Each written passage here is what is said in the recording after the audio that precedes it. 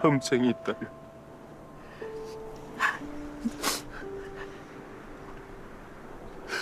우리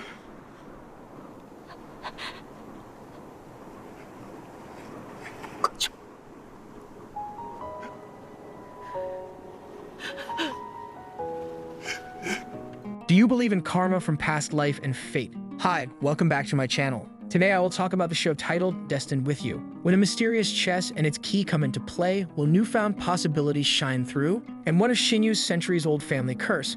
Can Hongjo hold the answers? As they journey into the unknown, a captivating tale of discovery and transformation unfolds. Will they be able to find the radiant hope that awaits them? Let's dive into this epic tale.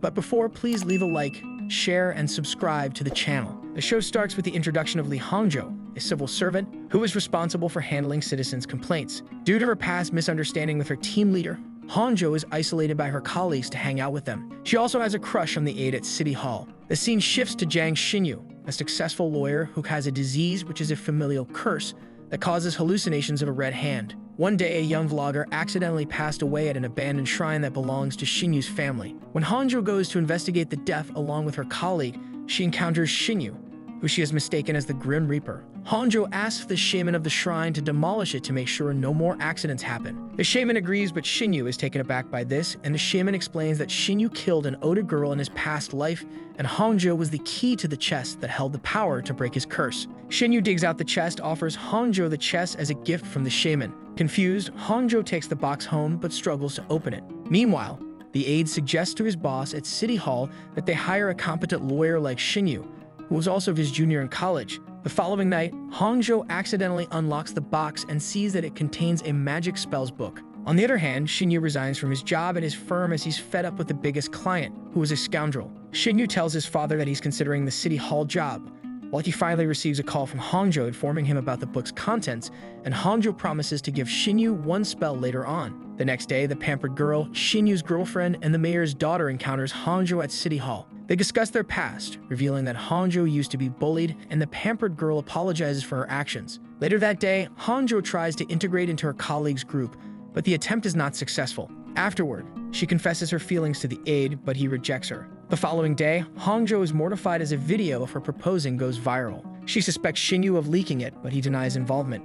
Alone at home, she receives groceries sent by her relative, including goat milk, a key ingredient in a love potion from the Book of Spells. And so Hongjo decides to cast a spell on the aide. During his spell casting, Shinyu experiences another curse attack, and he crashes his car. The next morning, Hongjo replaces the aide's water with love potion. She meets with Shinyu, who forces her to take 2 days off for a trip to Mount Juri. The bickering pair heads to the mountain, where they gather ingredients for a healing ritual. After completing the ritual, Shinyu's heart rate unexpectedly rises and he sees weird dreams of a young girl. The following morning, Hongjo receives a call from the aide to arrange a meetup, and her conversation makes Shinyu jealous. Back home, Shinyu encounters the pampered girl who wants to move in with him, but he asserts the need for time to address his health issues and requests a breakup. The next day, Hongjo calls Shinyu to check on his health, but they end up arguing. Shinyu follows Hongjo on her date with the aide, bewildered by his own feelings for her. He discovers that he accidentally consumed the love potion meant for the aide. Shinyu realizes that his feelings were influenced by the spell and confesses his affection for Hongjo. Shinyu pleads with Hongjo to reverse the spell as he desperately wants to avoid falling in love with her. Shinyu returns home and contemplates his feelings for Hongjo, while Hongjo recalls her recent date with the aide where he rejected her. In the office, Shinyu unexpectedly shows up with coffee for Hongjo and her colleagues. Hongjo gets angry with Shinyu for causing a scene and advises him to be loyal to the pampered girl. Shinyu admits that he broke up with the pampered girl because he wants to get closer to Hongjo. Shinyu's father meets the pampered girl, apologizing on his son's behalf and urging her to stay with him despite the breakup. While Hongjo is working on a project, Shinyu helps her and the pampered girl sees them together, leaving her heartbroken. That night, Shinyu sees the wallpaper on Hongjo's phone and realizes that the girl from his weird dreams is young Hongjo. Shinyu decides to seek guidance from the shaman, who tells them that only the true owner of the box can break the spell. Later, Hongjo researches about Engsho, the author of the spell book. That night, Hongjo also meets her new neighbor, the aide. Shinyu sees another dream of himself and Hongjo as children and decides to spend his day off following her. He waits for Hongjo as she visits the beach to remember her late father. Later, Hongjo finally reveals that the shaman's message indicates that their destinies cannot be severed, and they must accept this fact. The next day, Shinyu has dinner with the pampered girl's family, while Hongjo confides in the shaman about her father's anniversary. Shinyu sees a girl resembling Hongjo and follows her to Gyeongbok Palace. Later, he questions Hongjo about the palace visit, but she denies it, blaming it on a love potion. Later, the aide invites Hongjo to a dinner party, but Shinyu's constant calls disrupt her dinner. On the other hand, Shinyu's mother reveals her divorce plans to Shinyu's best friend, while Shinyu opens up about his feelings for Hongjo and him. That night, a drunk Shinyu shows up at Hongjo's house and bumps into the aide. The aide insists on going home with Shinyu, but Hongjo decides to drive him instead. During a drive, Shinyu confesses his loneliness to Hongjo and starts to flirt with her, leading to a tense cliffhanger.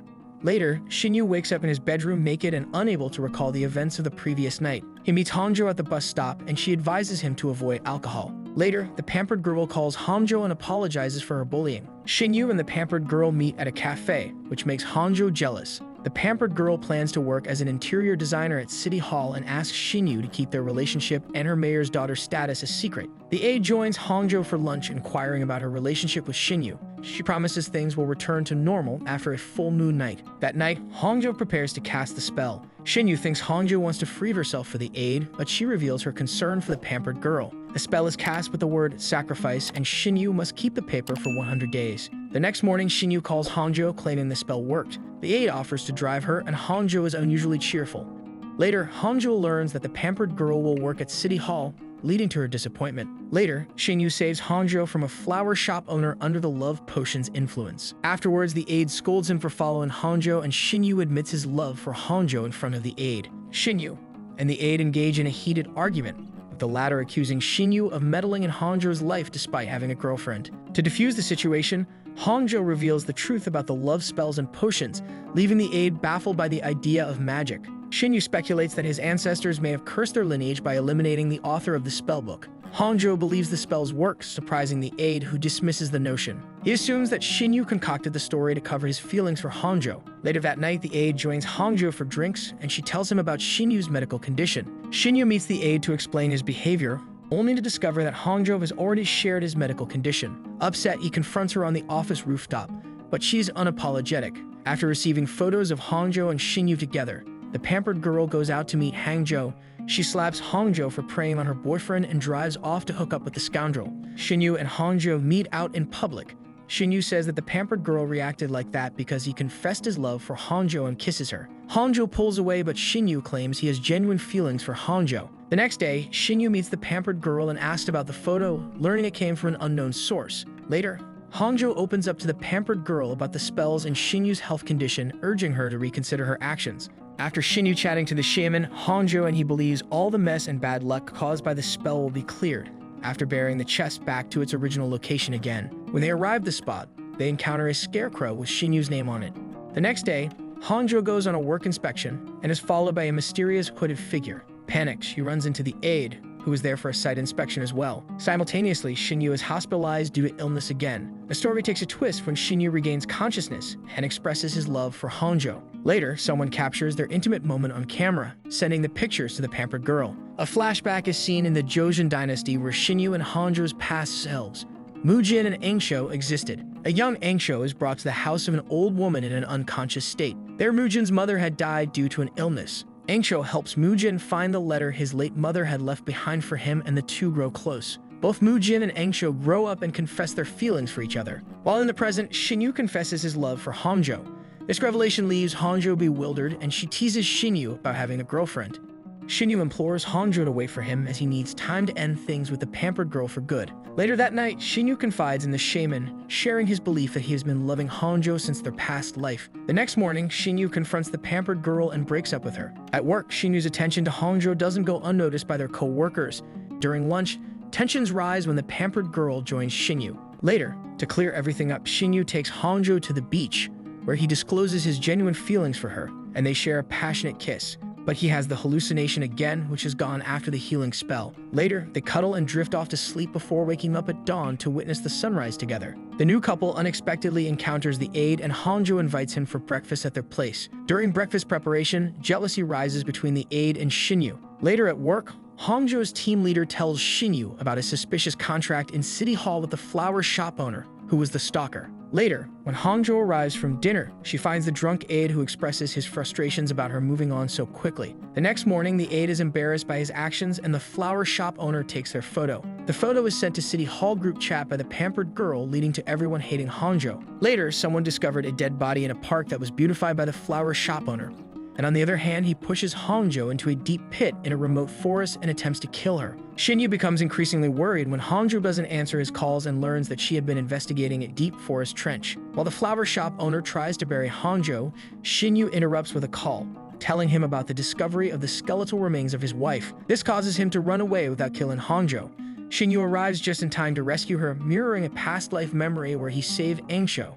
Xinyu cares for her injuries and reveals that he has installed cameras around the house to protect her. Later, Hangzhou visits a convenience store near the pit to see the flower shop owner in the surveillance footage. The next day, the mayor and Xinyu's father pressed him to reconcile with the pampered girl.